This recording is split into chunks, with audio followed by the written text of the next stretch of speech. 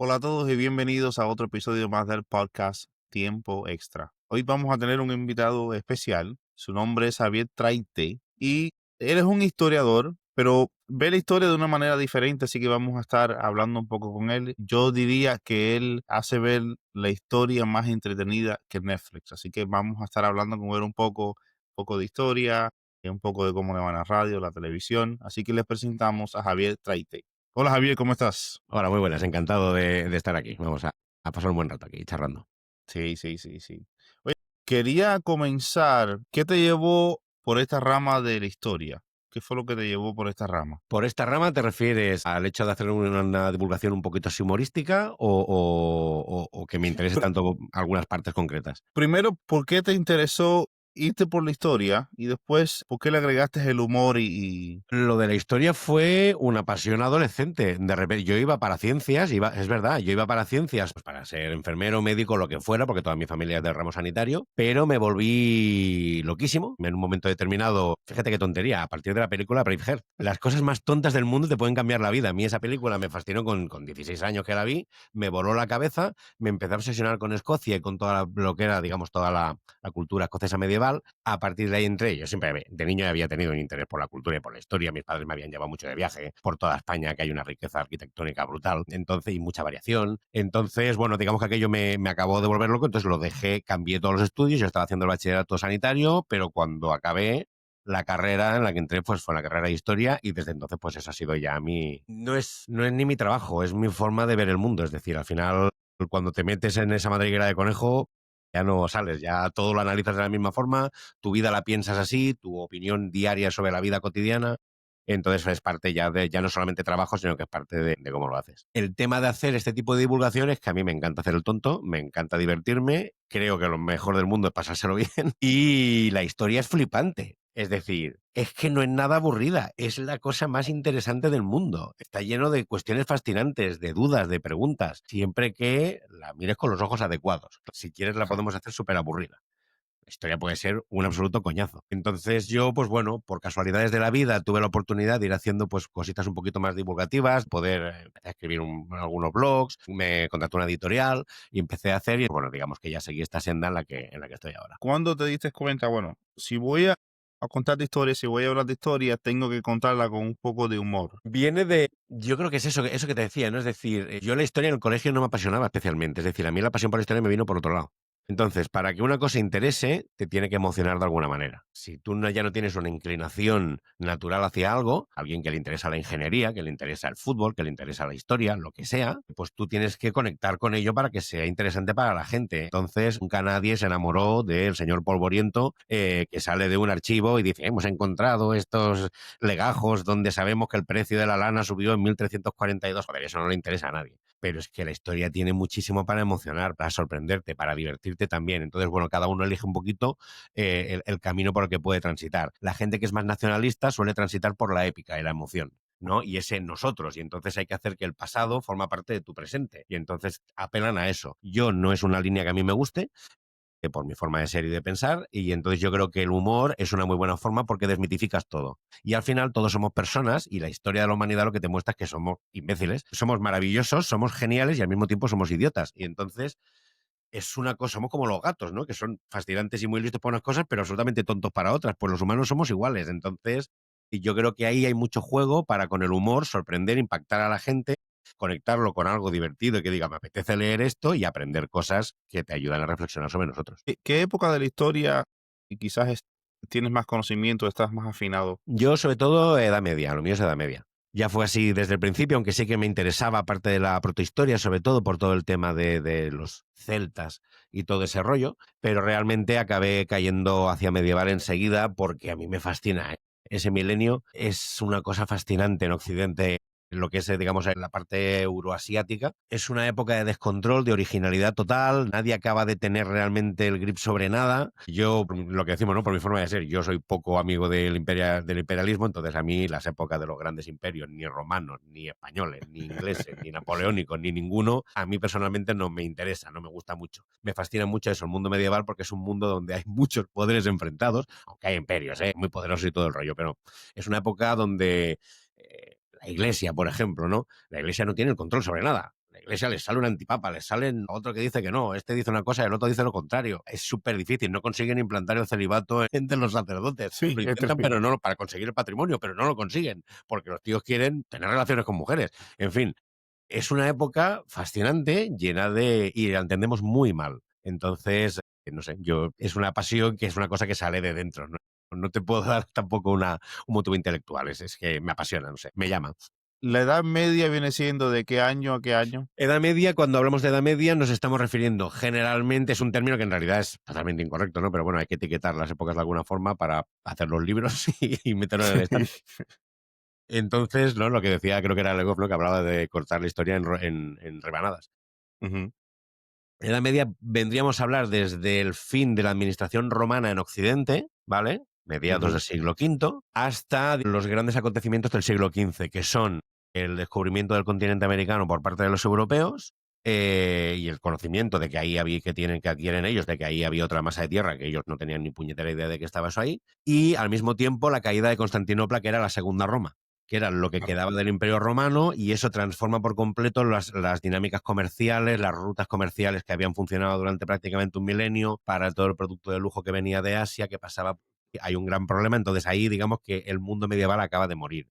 Esto es una forma súper grosso modo de resumirlo porque no hay unas fronteras difusas. Se habla mucho de tardoantigüedad para hablar de estos siglos 3, 4, 5, sexto. La Alta Edad Media son esos siglos hasta el año 1000. Al final es un poquito complicado. Por eso hablamos más o menos de un milenio, eso, desde la caída de la Roma occidental hasta la caída de la Constantinopla, de la Roma oriental, por así decirlo. Eso es un milenio. Yo creo que para muchas personas, cuando uno le habla de Edad Media, siempre por lo general le vienen a la mente tiempos oscuros, le vienen a la mente la plaga, le vienen a la mente... ¿De verdad era así tan oscuro? No. Nadie quisiera vivir en ese periodo. No. Nadie quisiera vivir en ningún periodo post... No. Claro, una cosa es que eso se entiende siempre muy mal. Y hemos de entender que nos apasionen las cosas, eso no quiere decir que queramos vivirlas. El mundo de principios del siglo XX es un lugar inhóspito, mortal, de necesidad. Sigue siéndolo hoy para mucha gente en el mundo, cosa que a veces Ujú. olvidamos cuando vivimos en las Sí, condiciones de opulencia que vivimos en algunas partes del mundo. Pero es que antes de principios del siglo XX, o sea, las mortandades infantiles, la no comprensión de la enfermedad, que es un poquito una de las cosas que yo me he especializado más estos últimos años. Yo he trabajado todos los temas de salud, higiene en la Edad Media, viendo pues cuánto mito y cuánta tontería se ha dicho al respecto, pero es cierto que en la Edad Media, en el siglo XVIII, en el mundo del Imperio Romano, la mortandad era escandalosa porque no conocían los microorganismos, no tenían formas de verlos y por tanto no eran capaces de entender cómo funcionaba la enfermedad. Solamente ese pequeño problema te mata a una cantidad exagerada de población, de niños al nacer, de niños en el destete, en el momento que empiezan a comer alimento sólido y dejan la teta de la madre, empiezan a palmar los que no habían palmado antes, y ya si llegabas a la adolescencia y la sobrevivías, en principio podías llegar a viejo. Es otro mito que se dice, no, la gente era vieja con 30 años. No, a ver, la media de vida, claro, la media de vida está con 30 años porque se morían una cantidad de niños que era escandaloso. claro. Pero si ya sobrevivías, digamos, a la adolescencia, podías alcanzar edades avanzadas. También te podías morir por el camino de un accidente laboral, de una cuestión de violencia, un asalto. La violencia era muy superior, asaltos en los caminos. No era el mundo de hoy. Había viejos, obviamente, en la Edad Media y podías llegar perfectamente a una edad avanzada si sobrevivías esa infancia antes. Es un mundo horrendo. Nadie querría vivir ahí. Ni en la Edad Media, ni en el Imperio Romano, tampoco. Cualquier persona pobre hoy en día en Estados Unidos, en Europa, ve mucho mejor que un emperador romano. Y eso hay que entenderlo y metérselo en la mollera. La casa más modesta que tengamos hoy en día es mucho mejor y más cómoda y más salubre que el palacio de un emperador del siglo II. El Sí, eso sí. palacio de Julio, de Augusto. No, no tenían, por mucho que se pusieran cañerías, por mucho que hicieran cosas, vivimos súper bien. Y eso hay que valorarlo y nos ayudará a entender mejor entonces cómo de difícil era vivir en el pasado y valorar lo que consiguieron. Porque al final, siempre digo lo mismo. A mí lo que me molesta a veces cuando miramos al pasado es que lo miramos con chulería. Mira qué tontos eran. ¿Cómo que qué coño de tontos eran? Tú ahora lo sabes porque toda esa gente lo ha sufrido primero. Si no, no lo sabemos. Sí, sí, claro. El primero que sabe que seta venenosa es el primero que se la comió la palma, por así decirlo. Entonces, esa gente tuvo que sobrevivir en condiciones súper complicadas y lo hizo lo mejor que pudo. Y el sistema higiénico y médico que pensaron era razonable a ojos de lo que sabían y les mantuvo funcionales durante todos estos milenios hasta poder desarrollar un microscopio y decir, coño, si es que aquí había microorganismos, que estábamos equivocados, que costó la Ujú. idea de colar muchísimo, porque la gente no se lo creía. Tú imagínate que ahora te lo explican. Sí, claro. Dices, no, enfermamos porque hay unos bichitos invisibles que se te meten en el cuerpo y te piensas que es lo siguiente, duendes y hadas, o sea, ¿de qué estamos hablando? Sí, no, en aquel momento era difícil de entenderlo. Ujú. Existen muchos mitos sobre esa época Muchísimos. y las personas se han creado ya mitos para bien, para mal. ¿Cuáles son algunos de que son súper exagerados, cosas que nunca pasaron? Los más clásicos de todos son lo de que eran excepcionalmente guarros, que eran gente que le gustaba estar guarra, que no se preocupaban de nada, que todo el día tiraban la mierda por la ventana, que eran sucísimos. Y este es un mito que tiene un montón de derivadas. Es un mito que bebe, por un lado, del propio desprecio de la Edad Media, cuando en el Renacimiento la empiezan a llamar Edad Media, y es como ese periodo asqueroso que hay en medio, desde los gloriosos romanos, y ahora nosotros que vamos a heredar a los romanos, y en medio no hay nada. En medio había todos los herederos de los romanos, pero bueno, ahí empieza a surgir ese desprecio por esa edad. Luego el mundo protestante eh, tiene un ataque muy directo hacia la Edad Media, porque la Edad Media es una época dominada, europea, está dominada por la Iglesia Católica. Por tanto, el protestantismo ha podido atacar mucho por ahí y lo atacas con todo, con lo que era verdad y con lo que no era verdad. Y luego este mito pues, ha ido teniendo otras derivadas. Por ejemplo, la pasión por el orientalismo en el siglo XIX hizo transmitir una idea de que mientras el mundo islámico era extraordinariamente avanzado y todos eran extraordinariamente limpios y todo era maravilloso, los europeos eran atrasadísimos y unos guarros. Y esto no es así. Y esto está atestiguado en las fuentes. En el último libro que he publicado, Los de la Media, es una de las cosas que explicamos. Que sí que es cierto que la cultura islámica y la hebrea, religiosamente, tienen unos rituales diarios relacionados con la higiene, que por tanto pueden elevar el estándar, pero eso no significa que no existan guarros de esas religiones, porque la higiene personal es una cosa personal. Entonces, en Correcto, cualquier claro. cultura hay gente guarra y limpia. Y en las fuentes encontramos cómo se quejan de musulmanes guarros, de judíos guarros. O sea, eso existe. Y por otro lado, que ritualmente el mundo cristiano no te exija esos rituales de higiene, no quiere decir que los cristianos no se lavaran. Y en efecto tenemos atestiguado cómo se lavaban las manos antes de comer. Está en todas las fuentes. Tenemos atestiguado cuánto iban al baño, cuánto se limpiaban ellos en casa y luego cuando iban a darse unos buenos baños de vapor con sauna tipo spa. Y está documentado a precios populares en cada puñetera ciudad de Europa. Había una casa de baños con algún tipo de spa. Según el país, eran de unas formas u otras. En algunos casos podía estar asociada a prostitución o no, es decir, varía mucho, pero esa conducta está ahí. Entonces ahí ese mito y existen normativas de limpieza de calles, existen equipos de limpieza de calles mucho antes de que llegue la peste negra. Que siempre también otra cosa que se dice, no es cuando llegó la peste se dieron cuenta, caramba, deberíamos limpiar las calles. No tiene nada que ver, es que no tiene nada que ver, porque ese es otro gran mito, quizá, el de la peste negra. Sí, La gran epidemia porque eran muy guarros. Esto es absurdo. Epidemias de peste las ha habido terribles desde está la peste antonina del siglo segundo, con los romanos en su apogeo de maravilla, palmaron millones. Uno, luego tienes la plaga de Justiniano, siglo sexto, arrasa Europa, llega hasta Irlanda. Se han encontrado en muertos por Yersinia pestis en cementerios de Irlanda, desde Bizancio y desde África y Egipto que subía aquello. Imagínate, se afectó que barrió toda Europa. Pero coño, la del 14 es la que, oh Dios mío, todo el mundo era guarro. No funciona así. Primero, las ratas de cloaca que vemos nosotros y que imaginamos siempre no existían. Esas ratas no habían llegado a Europa. La Ratus norvegicus, que es la rata hoy de alcantarilla, la que visualizamos en los basureros, la rata de sí. basurero es la rata noruega. Esa rata no empezamos a encontrar en Europa documentada hasta el siglo XV. Antes no está en Europa. La que hay en Europa es la rata negra. La rata negra es más pequeñita y es de tejados, no es de suelos. Esta está en las vigas. Y no necesitan ir a basurero porque el mundo medieval, moderno, antiguo, es un coladero para los ratones, para los roedores. Las casas no son herméticas, hay grano por todas partes, hay un montón de alimentos. ¿Para qué coño se van a ir a un basurero? Es que no les hace falta. Bueno, más comida gratis. Pero que no es aquello de decir había grandes montañas de basura y por eso había ratas y por eso picaban las pulgas a la gente. No, la familia, la posada más limpia de la ciudad más limpia de Europa podía tener una familia de rata negra viviendo en las vigas que tú ni lo vieras y las pulgas pican a los de ahí y todo el mundo infectado. Si es que no tiene nada que ver. Y por eso ¿Ya en aquel tiempo veían a las ratas como lo vemos nosotros? ¿O quizás lo veían como un animal más? lo veían como una molestia doméstica y por eso tenían gatos. Otro mito, la matanza de gatos. En la Edad Media mataron todos los gatos y pues eso es mentira. Hay un papa que dice no sé qué tontería de no sé qué de unos gatos asociados, pero no hay ninguna matanza de gatos registrados. Solo hay que mirar las ilustraciones medievales. Los manuscritos están plagados de gatos. Los gatos eran un animal común en todas las casas porque te defendían de los roedores de la rata negra, que a esa sí la podían enfrentar. Los gatos no son buenos contra la rata gris, porque la rata gris es muy grande, la rata negra Claro. es más pequeña y los gatos eran utilísimos, claro. ¿Qué tanta realidad hay de que en inglés se le llama The Dark Ages?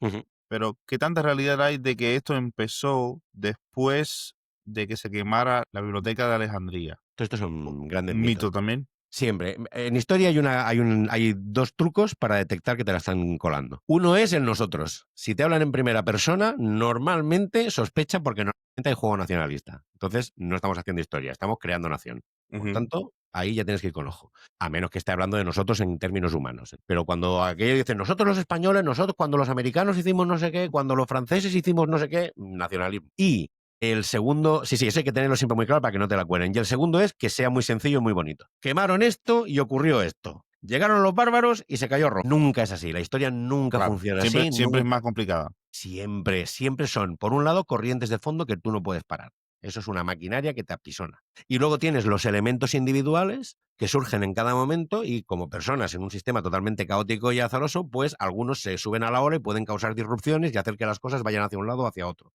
Y se van sumando los factores de todo y se suma el clima y se suma la economía y se suma el momento, el punto de fervor religioso e ideológico que tengas en aquel momento y ocurren cosas y pueden ocurrir periodos de bonanza, pueden ocurrir guerras mundiales, puede ocurrir de todo. Pero no es nunca aquello de se quemó esta, la Biblioteca de Alejandría, a un sitio donde había una gran colección de textos y claro que se perdió mucha cosa, pero se ha perdido mucha cosa en todas partes. En la Guerra Civil Española se ha perdido una cantidad de documentación acojonante, simplemente por las quemas de edificios. Con lo cual, que la documentación sobreviva a la historia es muy difícil y hay que dar gracias al cielo por cada pequeño pedacito que te ha llegado. O sea que el tema de Dark Ages, el problema del tema de Dark Ages es que un poquito casi cada país tiene su propia definición y su propio esquema de cuando encajan. Para los ingleses es mucho el Dark Ages, esta época alto medieval, y la llamaban así porque no tienen documentación. No necesariamente porque fuera una mala época o una época oscura.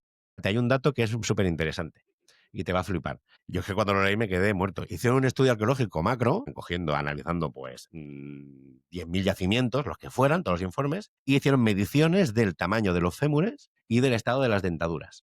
Ok. Y encontraron que la mejora que sufre la población en los Dark Ages es escandalosa. O sea, en el momento que cae la administración romana y los bárbaros empiezan a tomar el control, la salud de la población mejora. ¿Qué coño está ocurriendo aquí? Pues ocurren muchas cosas. Ocurren, primero, que como ha habido una gran mortandad por epidemias, guerras, etcétera, hay menos Claro. gente y por tanto más disponibilidad de alimento. Punto 1. Punto 2. La dieta romana era una mierda, porque era pan y poco más. Para los pobres, claro, la gente bien comía fantástico, pero la masa trabajadora, el 90%, la gente dice, Sí. ojalá vivir en Roma, ojalá vivir en Roma seas un senador. El 95% de la población eran tirados trabajadores, eran esclavos o matados de las ciudades.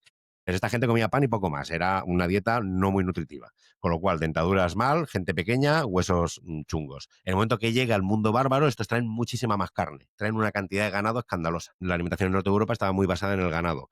Traen proteína a punta pala, leche, queso a cantidades industriales y eso se nota en la población y encontramos dientes mucho más fuertes y fémures mucho más largos, la población para arriba. Y esos son los años malos, los siglos en que no había administración romana, nadie sabía qué pasaba. Es verdad que eran años complicados políticamente. Claro, tú imagínate que tú vives en una ciudad y tú tienes ahí la escuela romana con tu maestro romano. Pues tus hijos sabes que lo llevas a la escuela como tú fuiste a la escuela cuando eras pequeño, pero de repente un día se muere el maestro y coño, aquí no viene nadie a reemplazarlo. Nadie te pone un maestro. De hecho, es que tú estás enviando cartas y escucha, se murió también el cónsul aquí, ya no sabes, se ha caído la administración, ¿qué coño pasa aquí? ¿Cómo gestionas esto? Salen los obispos y dicen, bueno, pues venga, ya organizo yo unas clases. Es una época donde hay un descontrol y eso es problemático, claro, obviamente. El comercio se reduce, económicamente todo tira para atrás, la gente ha de pasar a economía de subsistencia. Es complicado, pero eso no significa que sea, oh, Dios mío, qué siglos más horrendos. Pues no, la gente vivía en su casa y decía, coño, pues mira, no tengo que pagar una parta al imperio, no hay grandes guerras, no tengo que enviar a mi hijo a una guerra a luchar en la frontera con Alemania para matar, para conquistar no sé qué otro territorio y comemos un montón de carne, bebemos leche y los críos crecen sanos. Claro. O sea que hay que pensar eso, que la historia es muy compleja, que tiene muchas aristas y que solemos verla desde la política y no entendemos que la política es una cosa y la vida es otra. ¿Por qué antes de que llegue la Edad Media hay muchos descubrimientos, hay mucha tecnología para su tiempo? Después llega el Renacimiento y otra vez vuelve a ver todo tipo de inventos. ¿Por qué en ese periodo, y quizás sea un mito, por qué en ese periodo se habla de que no había descubrimientos? Hubo 1000 años ahí de Es un mentira, estancamiento. es ese mito de la oscuridad, es mentira. Punto número 1. Mucha tecnología en época romana, ya diseñada en época romana, nunca llegó a utilizarse realmente en época romana o no demasiado porque no te hacía falta porque ya tenías esclavos. Por ejemplo, Claro. los molinos eólicos, si no voy equivocado, existían ya los diseños, no se ha encontrado ninguno que se sepa, sí que ha habido algunos hidráulicos que sí que se han encontrado, por ejemplo, en Francia y tal, pero eólicos no, porque si es más barato tener esclavos, compras por 2 duros en la plaza del mercado, en las épocas buenas. Es claro que le den vuelta al molino y voy a pagar aquí una torre con unos molinos que luego vete a saber si se cae aquello. Deja. Pon esclavos que si se muere uno, compras otro por 2 chavos y ya está. Claro. Entonces, punto número 1. Punto número 2. El desarrollo científico normalmente suele ir aparejado a la bonanza económica y al aumento demográfico.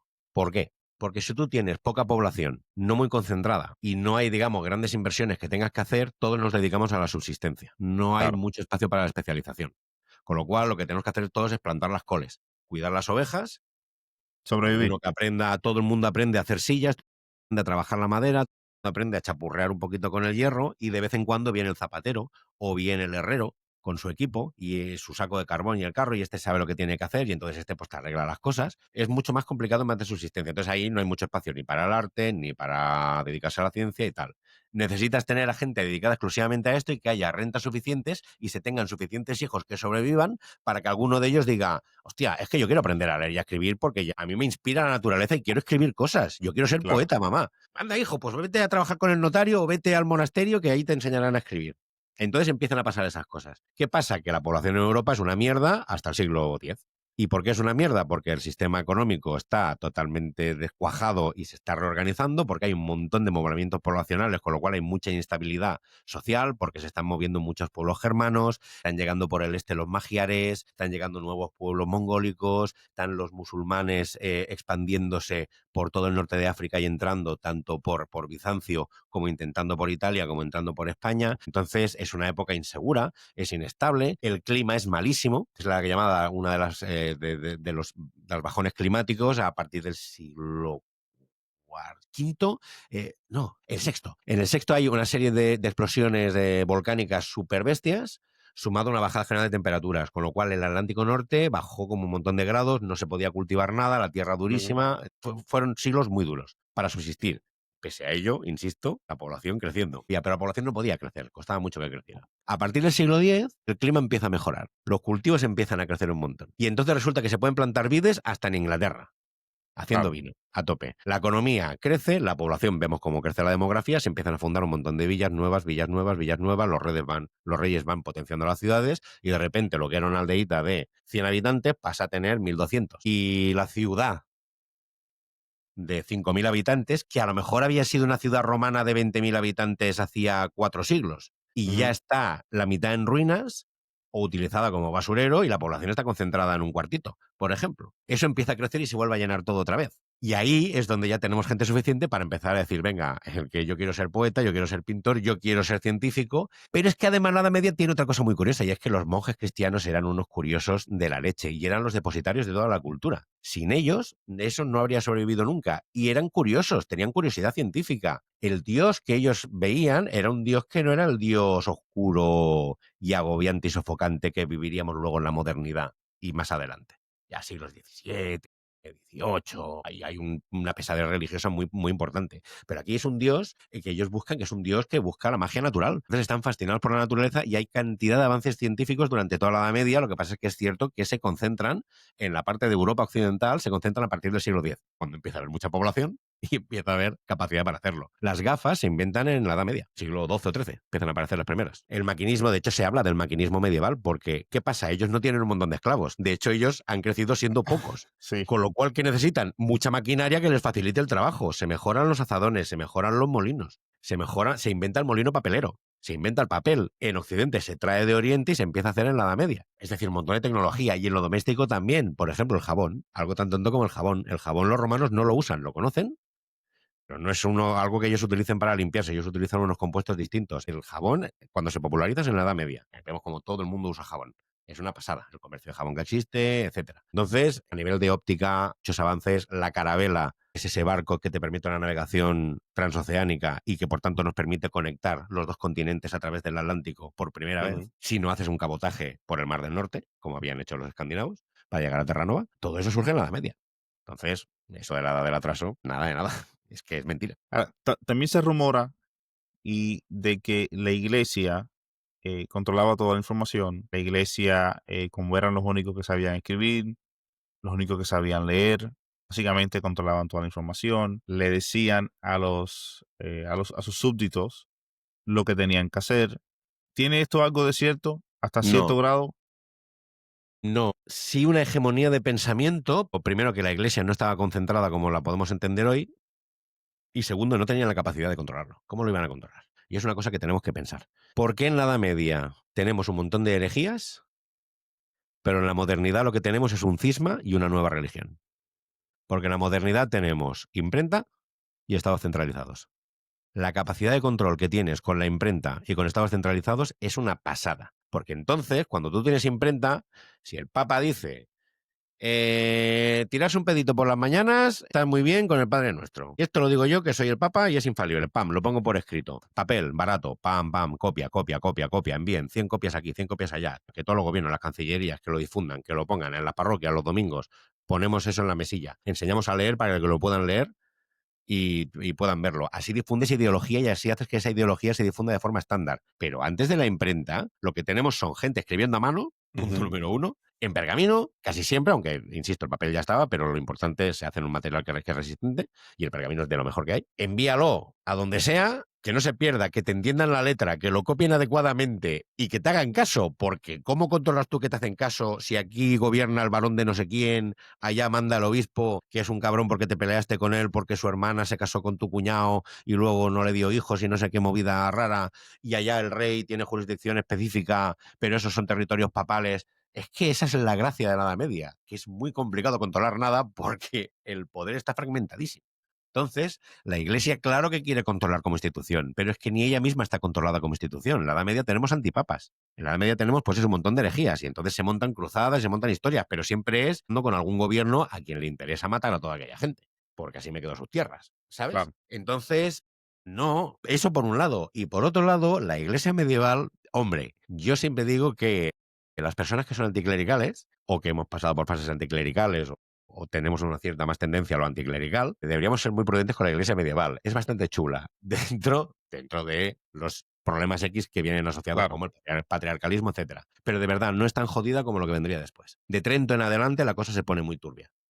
Pero antes es una iglesia que hasta tiene cierto sentido del humor, quiero decir. eh, los párrocos participan en cosas como las fiestas de los locos o cosas así, donde se ponen a asar morcillas dentro de la iglesia, a jugar a los dados en el altar para divertir a la gente. Tenemos sermones registrados de curas que contaban chistes en los sermones para que la gente no se iba, otros que tenían que atrancar las puertas porque la gente quería escaparse de la iglesia, de lo aburrido que era el cura, y tenía que poner a unos tíos que cerraran con unas maderas para que la gente no huyera. Es decir, es una época muy suelta donde todo el mundo puede hacer un poquito lo que le da la gana. Y luego hay consecuencias y es terrible. No sé si consigo transmitirte ese matiz, es decir, no pueden controlar nada sin... Fíjate, el tema de la penitencia. El tema de la penitencia es súper curioso. El tema de la penitencia es súper curioso. La penitencia, que cuando surge el cristianismo, claro, dicen, vale, sois unos pecadores, soy un pecador, me bautizo, ahora soy cristiano y ya estoy limpio de pecado. O he mirado a la mujer de aquí al lado, lo he mirado con así deseo y eso es pecado. O Claro. he robado a alguien y ahora ¿qué pasa? Me voy al infierno. Claro, es muy duro.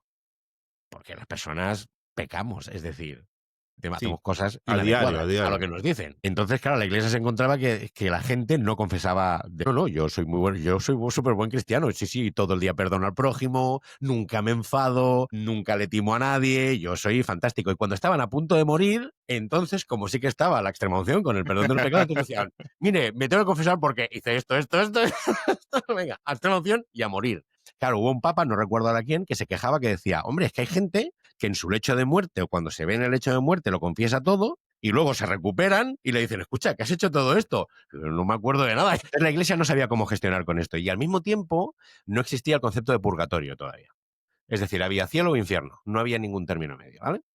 Entonces, claro, era muy complicado ser cristiano y esos primeros siglos de cristianismo, quinto, sexto, séptimo, eran difíciles. ¿Qué pasa? La iglesia no da con ello y se inventa una cosa que es la penitencia canónica, que es que, vale, tú has pecado, entonces si haces una penitencia muy gorda, te vamos a perdonar y tienes una segunda oportunidad. Claro. Pero es segunda, se acabó. Si después de esa vuelves a pecar, caput. Para el infierno de cabeza. Y además, una penitencia que no es fácil, ¿eh? Expulsado de la comunidad, tido con un saco no sé cómo, una cosa visible, palpable. No puedes hacer. Era una cosa durísima, que además duraba 5 años. Bueno, que era una cosa muy complicada la penitencia canónica. La iglesia no daba pie con bola, no sabían cómo gestionarlo. ¿Y qué pasaba? Eso era un problema para la conversión. Nadie se quiere convertir en una religión donde posiblemente estás condenado en el momento en que entras.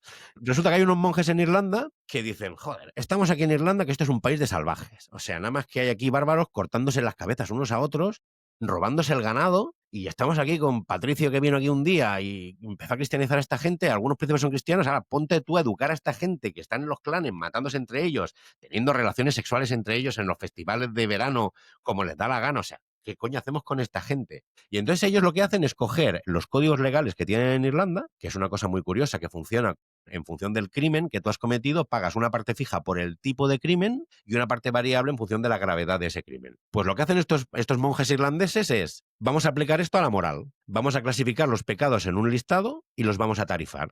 Y entonces, en función del tipo de pecado, habrá una parte fija de la pena y en función de la gravedad del pecado habrá una parte variable de la pena. Y serán pecados que tú puedes cometer infinitas veces. Es decir, tú cometes un pecado, haces la penitencia y ya estás limpio. Puedes volver a pecar otra vez y luego vuelves a hacer otra penitencia. Es un sistema recurrente. Y eso es lo que le da el éxito al cristianismo, porque puedes pecar infinito. Mientras hagas tus penitencias, es como comerte un bollo de chocolate y luego salir a hacer al gimnasio. Claro. Primero el pecado y luego la penitencia. Bueno, aquello funciona increíble. Aquello funciona increíble, se expande por toda Europa y todo el mundo dice, hombre, pues así sí. Luego surgieron otros problemas, porque claro, ¿qué pasa? Los curas tenían que ir preguntando. Y claro, acabó, resulta que daban más ideas ya de las que traían los campesinos, ¿no? Porque le venía al paciente, bueno, y usted, hija mía, ¿y qué has hecho? ¿Y con el marido has hecho esto? Y claro, a lo mejor gente que ni siquiera había pensado en ello, de repente le daba ideas. Por eso este sistema lo acabaron modificando y quitando. Pero para que veas que la iglesia no controlaba nada, es una cosa muy orgánica, porque la gente como vivía esa religión, creía realmente aquello, pues la experimentaba y la aplicaba como podía. Los que entraban a ver cómo la admitían con su sistema cultural previo y los que la difundían, pues hacían lo que podían. Los monjes irlandeses pasaron del papado. O sea, la iglesia como institución se tuvo que adaptar a lo que se habían inventado aquellos monjes locos que dijeron, vamos a probar esto. O sea, que control poco en la Edad Media. Al principio me comentaste de que te empezó a quizás interesar más la historia viendo la película Braveheart, me dijiste, ¿verdad? Cuando ves todas estas películas, y Braveheart ha sido por muchos años tildada de que históricamente no tiene nada, Es bastante mala. mucha aventura y históricamente no tiene nada correcto. Sí. ¿Qué pasa por tu mente cuando ves algunas de estas películas que las quieren tildar de históricas y se van por otro rumbo? Yo creo que primero tendríamos que ser un poquito laxos a veces, sobre todo los historiadores, y a nivel de espectadores tenemos que entender que una ficción es una ficción. Por tanto, tú no vas a aprender cosas en una ficción, tú vas a divertirte. Y puede que aprendas cosas, pero la ficción no está aquí para enseñarte cosas, y por tanto, como ellos lo que tienen que contar es una historia que emocione y que sea dramática, ellos van a darte lo que emocionalmente requiere esa historia de ficción. Otra cosa es que la base sea histórica. Por ejemplo, Braveheart, históricamente es un desastre porque no tiene nada de correcto de cómo era la cosa. Pero hay una cosa que a mí me llamó mucha atención, pero que esto lo ejemplifica muy bien, que es la batalla de Stirling Bridge, que se llama la batalla de Stirling Bridge. Por Se cierto, llama esa es mi película favorita. la de Braveheart. Braveheart para mí es lo máximo. Para mí es que, de verdad, o sea, yo la cinta VHS que tenía rayitas blancas ya porque me la ponía en repeat. O sea, me apasionó. Sí. Yo me he casado con falda escocesa, de verdad. Me casé en un castillo en Aragón con falda Wow. escocesa. Sí. Entonces, la batalla de Stirling Bridge es que se llama la batalla de Stirling Bridge, porque la gracia es que había un bridge, había un puñetero puente donde el peso de la caballería hace que se hundan y ahí se quedan ahí partidos, decir, madre mía, ¿ahora qué hacemos? Y luego los machacan. Claro, cinematográficamente nos meten en la peli una carga de caballería. No tiene nada que ver con lo que ocurrió en realidad, pero joder, vaya escena. Sí, no, muy buena. Es que la historia es excelente, Y yo cuando la vi la primera vez, uno que más o menos romantiza todo este periodo y wow, William Wallace, las cosas que hizo. Y si hasta cierto modo sí, hizo grandes cosas, pero ¿no crees que estas películas cuando usan nombres de personas que existieron en vida real, deberían irse más por lo histórico? ¿O esto sería muy aburrido, muy... A ver, yo lo que sí que pienso es que hay veces que malgastan información histórica correcta. Yo soy un gran fan de mantenerme pegado lo más posible a la evidencia histórica, no tiene la realidad histórica, tiene la evidencia. La realidad histórica no la vamos a conocer jamás. Sí. No podemos saberlo. Es imposible.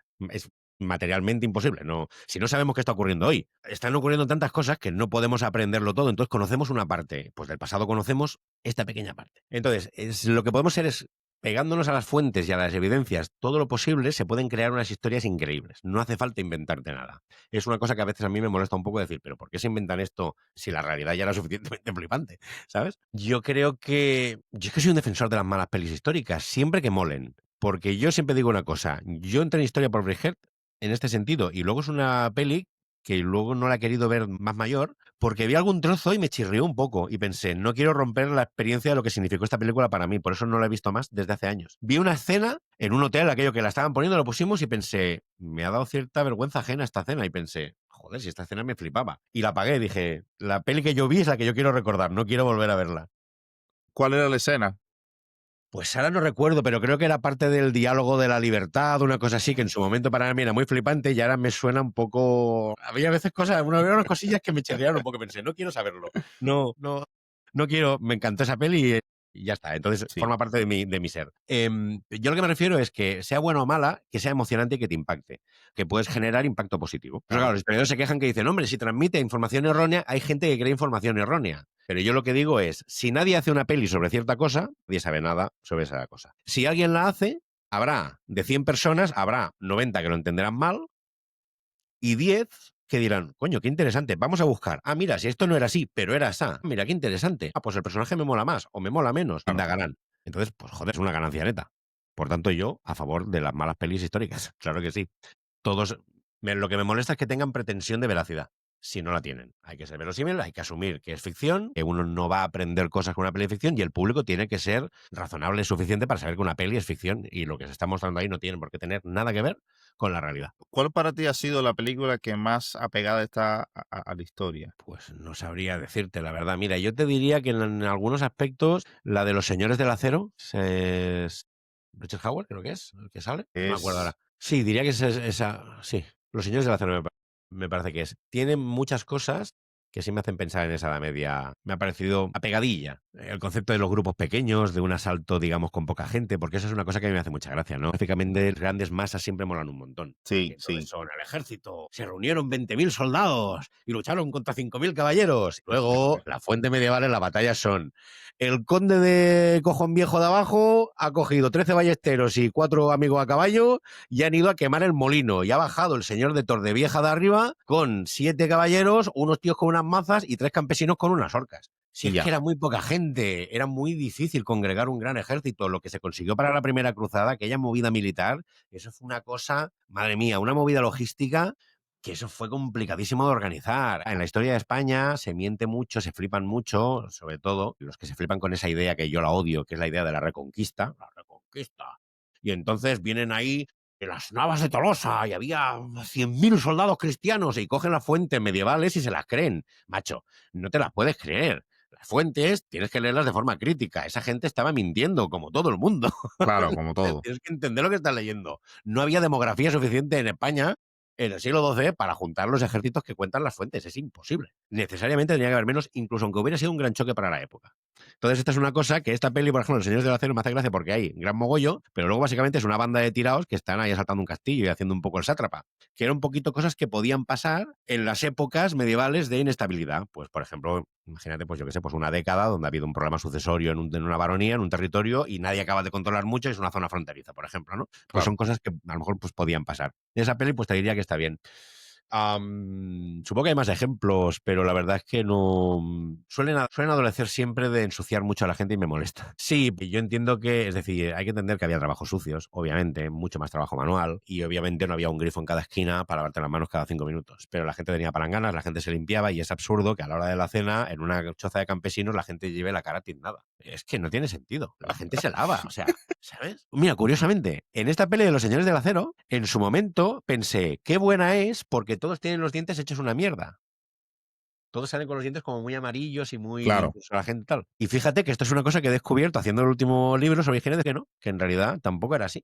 Resulta que en la Edad Media no había caries, casi, muy poca caries. Y sobre todo lo que había era mucho desgaste dental por trabajo con los dientes y porque podía haber mucha piedrecita o arenilla en el pan, de moler con el molino de piedra, y entonces eso causaba mucho desgaste y atrición en las muelas. Pero caries casi no hay. Y los niveles de sarro que se encuentran no indican que nadie se lavara los dientes. Y de hecho, por otras fuentes sabemos que se los lavaban y que se frotaban o con ramitas tiernas pues, de avellano o de algún arbusto que pelado y mordido era fibroso y por tanto con eso se frotaban mucho. Eso sabemos que en el mundo islámico se hacía también en concreto con un árbol que es el miswak, pero en Europa también se hacía y se masticaba apio, se masticaban otra serie de productos. Si había sal, se frotaban la boca con sal, etcétera. También lo hacían con vino, lo cual tiene la parte mala del azúcar, pero tiene la parte buena del alcohol como desinfectante. Es decir, que en realidad los dientes medievales tampoco eran tan chungos como Como se lo critica en las imaginamos.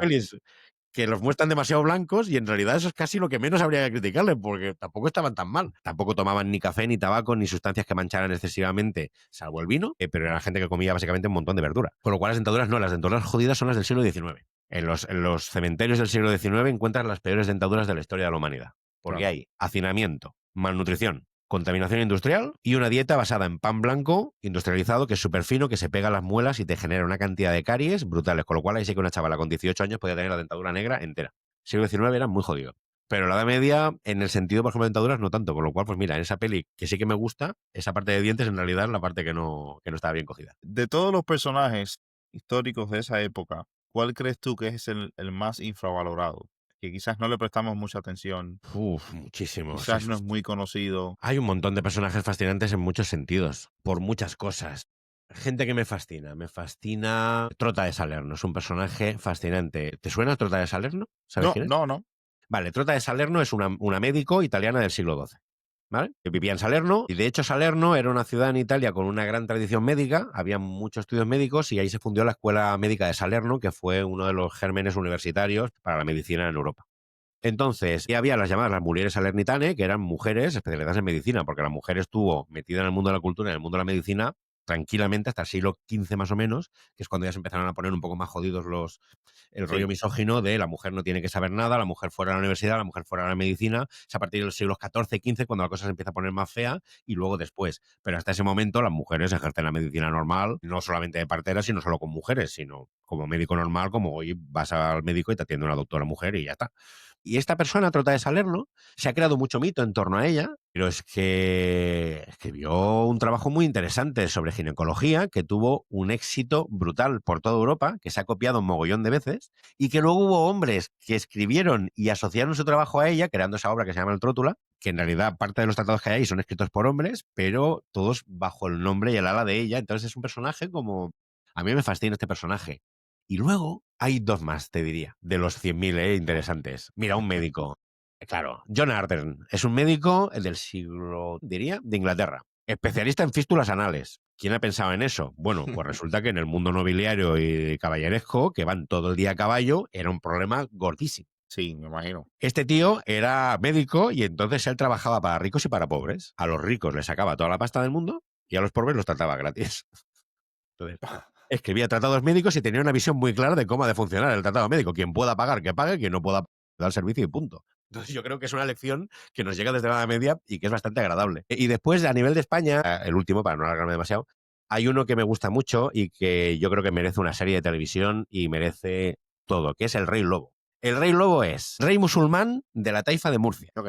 En un momento de descomposición del califato islámico, ese tío controla la Taifa de Murcia, es súper amigo de todos los reyes cristianos de alrededor, del de Aragón, tienen muy buen rollo, y luchan juntos contra los invasores almorávides, o almohades, no recuerdo, que suben desde África. Y esto nos explica cómo esa idea que tenemos siempre del conflicto constante entre Islam y cristianismo en España en la Edad Media es mentira. Claro que había conflicto, claro que había lucha, claro que a partir de ciertos siglos, una vez la idea de cruzada ya está en las cabezas de la gente, pues ya se habla Claro. de una cruzada contra enemigos religiosos, etcétera. Pero al mismo tiempo que eso ocurre, a lo largo de 8 siglos, que eso es mucho tiempo, hay muchísimos periodos de paz, hay muchísimos periodos de intercambio cultural, hay un montón de reyes cristianos vistiendo con turbantes y escribiendo en árabe aljamiado, hay un montón de califas pelirrojos con ojos azules porque sus padres son navarros, su madre es navarra. Claro, hay todo el mundo bañándose en baños tipo hammam, incluidos los cristianos que los construyen estilo hammam, y hay este tío, el Rey Lobo, que se alía, y como él hay muchos otros personajes durante toda la Edad Media ibérica que se alían musulmanes y cristianos para luchar contra otros cristianos u otros musulmanes.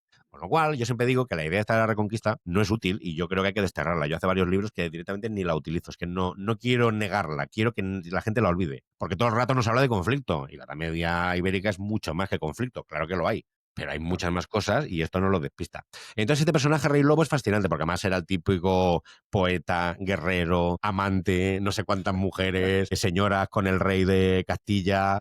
fantástico. Entonces es un personaje genial que yo creo que si pudiera me gustaría dedicarle, yo no soy la persona adecuada para escribir este libro, pero si lo puedo mover a través de mi editorial para que alguien lo escriba. Ha salido de hecho un libro, escrito por una inglesa, que dices, joder, tiene que venir una inglesa a escribirte un libro sobre el Rey Lobo de Murcia.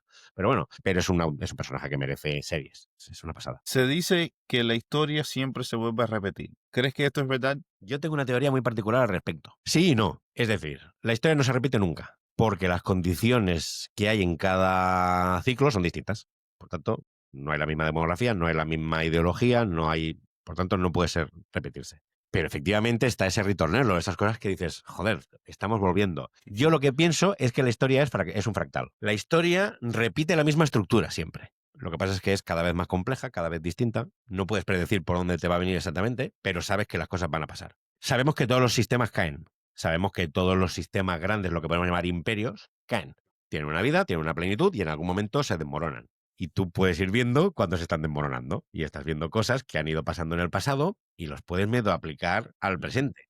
Los síntomas son los mismos, básicamente. Claro, tienes que ir con cuidado. ¿Por qué? Primero, porque son procesos muy largos. Son procesos que duran 2 siglos. Por ejemplo, una caída sistémica dura un par de siglos. Con lo cual, tú lo que estás viviendo en tu periodo de vida, pues estás viendo una pequeña parte, que te puede incluir 10 años de bonanza, que digas, aquí no pasa nada, todo va bien. Pero es que luego te viene otra. Mira, eso tú lo ves cuando lo miras desde el pasado, miras el siglo XIV y dices, claro, es que entre el siglo XIV y el XVI, es que qué chungo fue todo, pero cuando tú vives en 1517, pues no te das cuenta. Pues ahora es lo mismo, ¿no?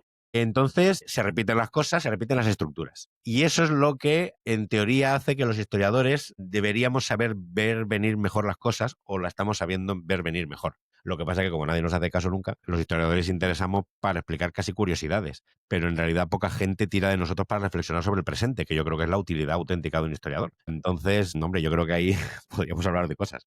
Eso era lo próximo que te iba a preguntar. Cuando uno piensa en un historiador, es una persona que escribió sobre cierta época. Muchas veces no vivió ni esa misma época, sino que la escribe años después. Hoy en día, ¿cómo catalogan ustedes a un historiador? ¿Una persona que se sabe la historia, toda la historia antes, o una persona que está escribiendo lo que está pasando en ese momento? O uno no puede escribir lo que está pasando en ese momento, sino tiene que esperar a otras generaciones a que alguien escriba. Te lo voy a plantear de otra forma. ¿Qué es un médico? Claro, Es una una persona que persona. es una persona que investiga en un laboratorio, es una persona que cura pacientes y los atiende en un ambulatorio, es una persona que dirige equipos, es una persona que se dedica a dermatología, es una persona que se dedica a microbiología, que trata niños, que trata cáncer. Con los historiadores es exactamente lo mismo. Primero por especializaciones, pero después por profesiones. Un historiador, por un lado, tiene que registrar lo que está ocurriendo. Tiene que interpretar tiene que recoger lo que han dejado atrás para intentar interpretar lo que pasó atrás. Tiene que reflexionar con ello sobre el pasado y sobre el presente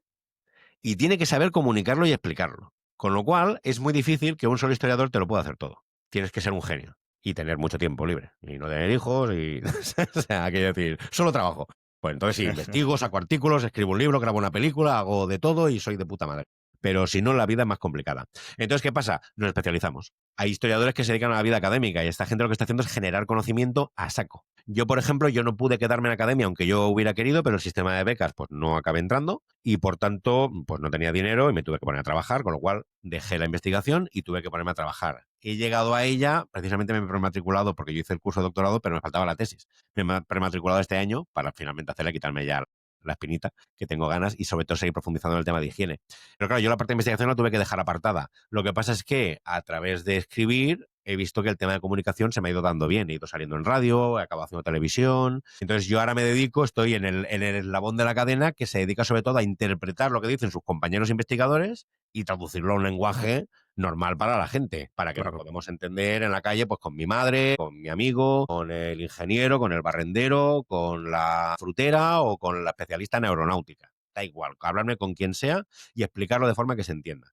Entonces todos formamos parte de la cadena y es una cadena. Entonces luego cada uno elige en qué parte de la cadena está o en qué parte trabaja en cada momento. También dicen que la historia lo escriben los ganadores. ¿Qué tan cierto es esto? Yo te diría que el presente lo escriben los ganadores y la historia lo intentan. El problema es el presente y lo estamos viviendo en todos los países y lo estamos viendo por la tele en directo, cómo se miente directamente y no pasa absolutamente nada. El periodismo parece estar de brazos caídos porque nadie... Este dice que llueve y este que dice que hace sol. Pues mire, este dice que hace sol y este dice que llueve. Coño, pues sal por la ventana y míralo y dime qué es la verdad. Porque claro, si no, para decirme comunicados de prensa no me necesito un periodista. Entonces, ese es el problema. Lo estamos viendo cómo se escribe el presente. También intentan contarte el pasado y explicártelo, pero eso es una movida mucho más dura y te requiere que estés mucho más tiempo en el poder y te requiere cosas distintas. Entonces, es una cosa como más difusa. Por ejemplo, yo te lo diría con el ejemplo del nacionalismo. El nacionalismo es el ejemplo perfecto de cómo el poder escribe. Es que en realidad tampoco es que sea el poder o los ganadores. Más que los ganadores, los vencedores, es el poder. Es quién tiene el poder. Es quién tiene el poder y cuánto tiempo lo tiene. Cuanto más tiempo tienes el poder, más fácil construyes, reconstruyes. De la misma forma que las personas reconstruimos nuestros recuerdos y nos inventamos un pasado quizá mejor o distinto a como fue realmente, en el poder es exactamente lo mismo a otra escala. De nuevo, un fractal. Es decir, es exactamente igual a diferentes escalas, pero la estructura es la misma también, de forma autosimilar. ¿Ves? Siempre te digo yo que vamos, acabamos en lo mismo. Es interesante porque hoy en día eh, muchas personas tienen sus redes sociales. Muchas personas, eh, ustedes como historiadores, ¿cómo ven a estas personas que por tener una red social dicen barbaridades, quizás hasta comparten desinformación? ¿Cómo lo ven ustedes? Es un problema gordísimo y si te soy sincero, no tengo muy claro cómo habría que actuar siempre, o no en todos los casos. Es un problema en muchas escalas. La cuestión es que en realidad no es indispensable que uno sea historiador para poder hablar de historia de forma medianamente razonable. Entonces, que un periodista que esté muy interesado en historia, aunque no tenga formación profesional de historiador, se vuelque con un tema, se documente bien y haga un libro divulgativo chulo sobre el tema, porque los catedráticos no lo están haciendo, porque esa Claro, es la otra... Claro, los divulgadores estamos mal vistos en general en la academia. Por suerte ya no por todos y no tanto. Pero en general, yo por ejemplo, el año pasado estuve, antes de la Dana de Valencia, estuve en la Universidad de Valencia dando una charla de apertura del máster y hubo profesores que no quisieron venir porque ¿qué coño hacía un divulgador de la tele dando una charla en un máster? ¿Qué es eso? ¿Por qué no hay aquí un doctor de departamento de la Universidad de Harsenburgo bien? ¿Sabes? Es decir, ¿qué es esta purria? Que es así, ¿no? Es decir, no es obligatorio que sea un profesional. Y un profesional con formación histórica puede hacerlo muy mal y explicar muy mal. Hay muy malos historiadores profesionales. Es decir, eso no te garantiza nada. Pero es cierto que yo me estoy volviendo un poquito corporativista. ¿Por qué? Porque por mucho que los historiadores lo podamos hacer mal, por mucho que podamos tener formaciones sesgadas, incompletas, por mucho que las pegas que tú le quieras poner, como mínimo en general tenemos un bagaje formativo un poquito más amplio. Hemos estudiado historiografía en la carrera, es decir, hemos estudiado cómo se ha estudiado en nuestra profesión. Y eso es muy importante porque te da una visión, porque si no, tú vienes como un Adán. Y eso lo vemos mucho en las redes. Viene alguien y de repente se me ha ocurrido esta teoría, que nadie se le había ocurrido esta teoría. Coño, pues hace 80 años que se le ocurrió a uno y ya la descargaron, porque desmontaron porque era una tontada. Entonces, tú vienes aquí a descubrir la rueda porque no sabes, y no sabes porque no eres un profesional. Entonces, en este sentido, yo me estoy volviendo un poquito corporativista porque estoy harto de ver en redes paracaidistas que no tienen ni idea de lo que están diciendo, que hablan con una seguridad espantosa, que te cuentan la primera tontería que han leído en otro hilo, porque a veces directamente los copian, o en un claro. libro de hace 30 años y ya está. Y con eso ya está. Por ejemplo, con los temas que me tocan a mí, que es el tema de higiene en la Edad Media, o sea, esto abunda muchísimo. Los hilos de Twitter, de Instagram, de en la Edad Media todo era horrible. El hilo de Versalles, que digo yo, porque empieza en Versalles en la Edad Media y piensas, pero gilipollas, si Versalles es de todo siglo posterior, ni siquiera lo habían construido en la Edad Media. ¿De qué estáis hablando? Es un problema. Lo que pasa es que aquí ya tienes el tema de luego ya hay gente que viene con maldad directamente, ¿eh? Y hay una intencionalidad política. En España esto lo estamos viviendo mucho. De hecho, a nosotros, fíjate, en el programa nuestro que hacemos en televisión española, en Condensador de Flujo, Ujú. es un programa que es muy blanco, muy light, quiero decir. No hacemos política, no... Estamos hablando de historia, hablamos de historia de todo el planeta, de todas las épocas. También hablamos de España. Hay una sección, había una sección, no sé porque no sé si nos renuevan para la sexta temporada, llevamos 5, una sección dedicada a España íntegra, con lo cual la gente que quiera saber cosas de su país puede verlas y la gente que le interesa abrir el foco puede ver cosas de África, de América, de Asia y aprender un poco de historia global. No nos metemos en marrones, que es un programa muy limpio. Bueno, la extrema derecha en nuestro país nos odia a muerte, que estamos a sueldo del gobierno, que nos pagan millonadas, que dice, ojalá, ojalá me pagaran millonadas para difundir cosas. Y nos han amenazado algunos ya por mensajes privados de que, por supuesto, en cuanto arriban al poder, los vamos a echar a todos, no sé qué, y dices, ¿sabes? Entonces sí que, por ejemplo, hay un pique porque hay mucho aficionado de estos de extrema derecha que vienen a confrontar y agredir. Y yo aquí, por ejemplo, yo soy partidario de no hacerles caso. Yo creo que lo mejor es silenciar, aislarlos. Yo me borré ya la cuenta de Twitter porque se han quedado muchos ahí en X concentrados. Me marché de ahí porque ya no tenía ganas de estar aguantando todo esto. Yo estoy encantado de discutir. Yo no tengo ningún problema de discutir con cualquier ideología política. Si es que me da igual. De hecho, toda mi familia es de una ideología política contraria a la mía. Y aquí estamos todos tan ricamente y nos queremos todos muchísimo. Y cuando discutimos, acalorados. Pero ya está, nunca llega la sangre al río y no pasa nada. Entonces, yo creo que una gente madura pues tiene que poder discutir desde diferencias ideológicas y poder discutir bien. Entonces ahí nos estamos encontrando que hay divulgadores que están haciendo mala divulgación histórica contando la papeleta ideológica que ellos quieren contar. Los musulmanes, todos malísimos, invasores, horrendos, terribles, tal. Viva Cristo, viva España, fuimos a América. Los españoles fuimos a América a llevar la civilización. Eso me toca los huevos. Claro, ahí tenemos un combate. Y claro, ¿qué pasa? Son combates que tienes que lidiar. Tienes que salir ahí y decirles que no es así. Tío, no puedes decir estas cosas. Pero por otro lado, entonces lo que haces es amplificarlos. Claro. Y entonces siempre pienso, hostia, ¿qué hacemos? Claro, yo he optado por retirarme de ese campo de batalla y elegir dónde plantear las batallas. No, claro, porque es un campo... A ver, si tú tienes un campo de batalla equilibrado, para ahora mismo X no es una red equilibrada. El algoritmo está diseñado para el odio. Que prima ahí es el conflicto y no es una batalla que podamos ganar nunca, que a los ignorantes les da igual, los que ya quieren escuchar esto les da igual lo que les expliques, ellos solo quieren ganarte.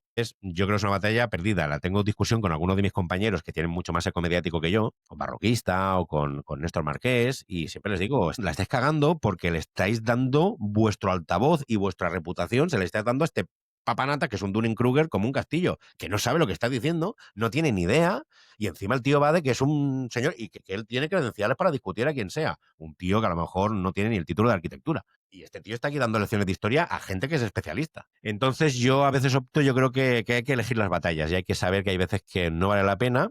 Y luego yo ya siempre lo que siempre digo es divulgar en positivo es mucho más práctico. Es decir, es mucho mejor. Lo que te decía de la Reconquista.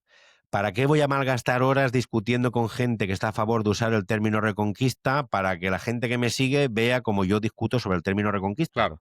Es mucho más práctico, ya que yo tengo un altavoz en radio, en televisión o en libros, hablar sobre la Edad Media sin pronunciar la palabra Reconquista, y que la gente se acostumbre a pensar esos periodos sin utilizar ese término, que es disruptivo. Entonces yo creo que es mejor divulgar en positivo, es decir, déjate las gilipolleces y trabaja, propón tú las cosas, explica tú las cosas y transmite tú las ideas que quieres transmitir, y ahí es donde está el combate, en ver qué masa de opiniones consigue llegar a más gente. ¿Cuáles son tus metas? ¿Cuál sería tu meta como historiador en la televisión? Seguir, no tengo meta, me lo estoy pasando muy bien, me lo estoy pasando increíble y vienen proyectos muy chulos. Tenemos un año por delante, unos años por delante, con una cantidad de proyectos, porque además, ¿sabes qué pasa? Se ha creado una red muy guapa. En todos estos años, las redes nos han servido para conectarnos un montón de historiadores que estamos por aquí repartidos, que todos estamos haciendo nuestras cosas por diferentes sitios. Hay gente que tiene canales de YouTube o Twitch, o que hace pues podcast, o Claro. que sale en radio, o que escribe libros, o que escribe artículos en revistas, o que hace cómics, o que hace profesores de historia en los colegios, o gente que hace recreación histórica. Nos hemos ido pues poniendo en contacto todos estos años y se ha generado como una especie como de red de comunidad que yo creo que está pasando parecido en otros países, porque yo lo percibo siguiendo historiadores de Inglaterra o de otros sitios, pero al menos en España hemos creado como una red que es chula, es una red de que debemos ser 100, 200, 300 personas, no sabría decirte. Pero bueno, que estamos aquí haciendo nuestras cosas, que nos complementamos todos, que nos vamos apoyando. Entonces, eso está dando lugar a muchos proyectos y yo lo que me veo en el futuro es seguir adelante con toda esta red y haciendo que sea una bola de nieve para arrasar la mala divulgación. Y yo creo que tenemos ahora mismo... Sí, pero yo creo que podemos hacerlo así, en positivo. Y tenemos que ir todos juntos. Entonces, yo ahora mismo mi trabajo, la verdad, se está convirtiendo mucho más en conectar unas personas con otras. Yo ahora, aparte de lo que hago de divulgación, de hacer mis libros, de hacer mis radios, mis podcasts o mis programas de televisión cuando estoy o lo que sea, yo ahora estoy trabajando en la editorial Ático de los libros, también buscando historiadores españoles para hacer libros para Ático, ¿vale? Entonces estamos buscando, pues bueno, intentar crear esa historia narrativa que falta en España, que se les da también a los ingleses, pero en cambio en España pues no ha funcionado, no se ha estado haciendo. Entonces queremos contribuir por esa parte. Aparte estamos montando movidas televisivas también y audiovisuales para poder, digamos, comernos el lado audiovisual que tiene un impacto en el público brutal. Al mismo tiempo estamos ampliando por redes. Entonces yo creo que si todos nos vamos apoyando y todos seguimos trabajando, uniéndonos, dándonos trabajo unos a otros, al final yo creo que de aquí 10, 15 años podemos mirar atrás y decir, hostia, ha cambiado mucho el panorama. De Cre- cómo estaba cuando empezamos a cómo lo dejamos, ha cambiado. Entonces mi objetivo sería tener la sensación de que cuando yo llegue, digamos, ya a los años finales de mi etapa profesional, me gustaría mirar atrás y ver que he contribuido a que esa red se convierta en una bola de nieve y se haya mejorado en general la divulgación en el país. A mí eso me encantaría. ¿Crees que uno de los problemas en toda la misinformación que hay en el mundo es el Internet? Por ejemplo, hoy cualquiera puede escribir un artículo, hoy cualquiera puede, como hablamos en las redes sociales, cualquier tontería sobre historia. ¿Crees que eso está afectando a que las personas, porque antes quizás había que ir concretamente a un libro que había escrito un historiador, una persona que tenía conocimiento, hoy en día cualquiera puede escribir lo que se le venga a la mente? Yo, más que echarle la culpa a una tecnología, siempre me gusta echársela al uso. Es cierto, se han generado varios problemas aquí. Un problema muy gordo es el que tendrán los historiadores de aquí 3 siglos. Porque estudiar esta época va a ser complicadísimo, que se va a perder una cantidad, toda la información digital, sí. En esto, el pergamino te aguanta 2000 años, los bits no. Entonces, vamos a perder toda esta información. Vamos a perder el 99% de la información que se genera. Entonces, joder, comprender la sociedad actual de aquí dentro de aquí 3 siglos va a costar muchísimo. Entonces ahí tenemos un problema. Y el problema de Internet, yo no creo que el problema sea Internet. Internet empezó siendo una maravilla de acceso a la información. El problema yo creo que ha sido la mercantilización de Internet. Han entrado las compañías ahí en medio, se han convertido en monstruos demasiado grandes y nos lo han jodido. Y lo estamos viendo ahora mismo con la IA exactamente igual. Entonces, hace 10 años Google era útil. Claro. Hace 15 años, cuando tú querías buscar información sobre el trabajo del hierro en las minas polacas del siglo XVI, pues tú buscabas y encontrabas el blog de un friki de no sé dónde que le excita mucho este tema y justo él había escrito en la entrada del blog de ese tema, o había un foro de recreadores de Moldavia donde resulta que había uno que tenía un abuelo español y escribía una cosa, o sea, podías encontrarlo todo, estaba todo ahí. Y ahora no encuentras nada, ahora solo encuentras puñeteros anuncios, o sea, son anuncios o respuestas de mierda de la IA. O sea, Google no sirve para nada. Ya no, yo lo uso poquísimo, ya es que no lo uso, no, pues es que no voy a encontrar nada. Voy a portales especializados a buscar las cosas que necesito. Entonces se ha encargado el acceso a la información y nos lo han convertido en producto, producto, producto, producto. Y yo creo que ese es el gran mal de nuestro tiempo. Entonces, producto, producto, producto. Entonces, si no hay una utilidad de producto, no nos interesa. Y eso ha matado Internet. La calidad de la información es peor, las redes sociales son peores, mm, todo es peor. Es decir, no hay nada en Internet ahora mismo que sea mejor que hace 10 años. Nada. Dime una sola cosa que sea mejor. Es que es tremendo. Entonces, bueno, el problema es eso por un lado. Y por otro lado, el problema de cómo se ha estupidizado a la población. Esa intención activa, ese alardeo de la ignorancia. Es el hecho de que salgan líderes, de que salga gente influyente diciendo que demasiado caso hacemos a los científicos. Esto se lo están inventando. Este historiador, esto es una pesebrao. Esto lo puede hacer cualquiera. Esto te lees 3 libros y ya eres historiador. El elevar a los altares la opinión de estos gilipuertas, eso tiene mella, claro, y eso hace que cualquier idiota, si ya está bien que cualquier idiota pueda decir lo que le dé la gana. Es decir, yo estoy súper a favor de la libertad de expresión. Ahí está la creatividad. Di lo que te dé la gana. La cuestión es que la gente tiene que saber a quién coño está escuchando. Entonces, si tú estás escuchando a una persona que dice, mira, yo soy un especialista en esto, tengo esta formación y tienes mi trayectoria, puedes ver cómo pienso y así sabes quién soy. Pues este tío me interesa lo que diga. Ahora, yo soy Perico de los Palotes, que me dedico a pastorar cabras y como me interesa este tema, me jugué a no sé qué juego, al Assassin's Creed, y luego me miré no sé qué otra cosa y ahora sé mucho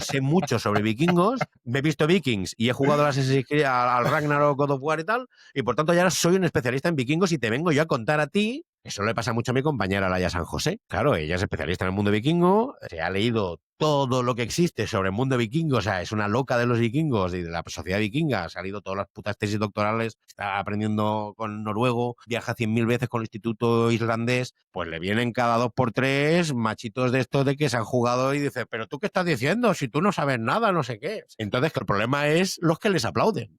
Si Claro. cuando un capullo de estos sale, el 99% de la gente les dijera, pero ¿qué estás diciendo, tío? Vete a tu casa, acuéstate. Entonces esta gente diría, qué vergüenza, y sería su casa. El problema es que tienen a un montón de gente que le dice, claro que sí, dale caña a esta tía. ¿Qué sabrá ella? Si hemos visto Vikings que molan un montón con esas chupas y esos pelos que llevan. Entonces ahí está el problema, el elogio o el valor de la ignorancia. No se puede criticar a la persona que sea ignorante por ignorancia, porque uno puede ser ignorante por no saber cosas. Y no pasa nada, uno no sabe cosas. Es el alardeo. Es decir, me gusta no saber cosas y no las quiero saber y no quiero, pienso yo lo que pienso y punto. Entonces, eso a mí es lo que yo creo, eso es lo que mata Internet porque mata a la autoridad. No sabes a quién acudir. Javier, ha sido un placer tenerte en el podcast. Me hubiera gustado, y estoy siendo completamente sincero, me hubiera gustado haber pasado tres horas conversando Yo sé que me acerca de enrollo mucho, historia. perdona. No, es que me fascina, me fascina. Tenía muchas otras preguntas, pero estoy contigo de tiempo. Me ha fascinado la entrevista. Pues nada, Un gustazo y yo encantado de estar por aquí y de hablar contigo. Un placer. No, no, ha sido un placer. Y gracias por estar en el podcast y te deseamos lo mejor en todas las cosas que estás haciendo. Igualmente, os deseo que vaya todo muy bien. Muchas gracias. Un abrazo. Bueno, nos Hasta despedimos. luego.